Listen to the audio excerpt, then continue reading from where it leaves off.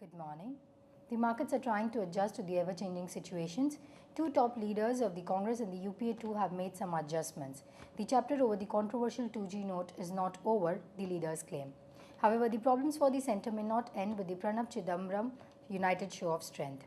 Meanwhile, there is a new twist in the 2G saga with the report suggesting that the CBI has offered three ADAG executives to turn approvers. ADAG has refuted these claims. We expect a sluggish opening due to lack of decisive trend from the external markets. Better economic data lifted the Dow and S&P 500 while the Nasdaq closed in red. Barring FTSE, most European benchmarks advanced after the German lower house cleared changes to the Eurozone Rescue Fund. Asian markets are pretty mixed. The Hang Seng is down after being shut on Thursday due to a typhoon. Markets in Japan, China and Australia are more or less subdued. The Nifty closed above 5,000 on the FNO expiry day. It could consolidate in the range of 4,950 to 5,000 and will meet resistance between 5,050 to 5,100. On the whole, the 4,700 to 5,200 trading range may stay intact in the near term.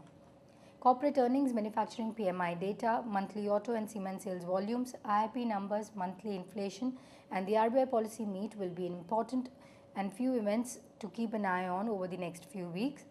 The global developments cannot be overlooked either. FIIs were net sellers of Rs 2.3 billion in the cash segment on Thursday, according to the provisional NSE data. The domestic institutional institutions were net sellers at Rs 4.02 billion on the same day. FIIs were net buyers of Rs 12.73 billion in the FNO segment. The foreign funds were net buyers of Rs 2.51 billion in the cash segment on Wednesday, as per the SEBI website. Mutual funds were net sellers at Rs 1.56 billion on the same day.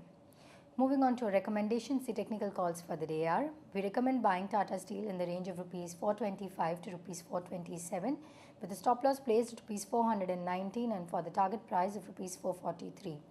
We advise going short on IOB October futures below Rs 94 with a stop loss of Rs 96 and for the target price of Rs 90.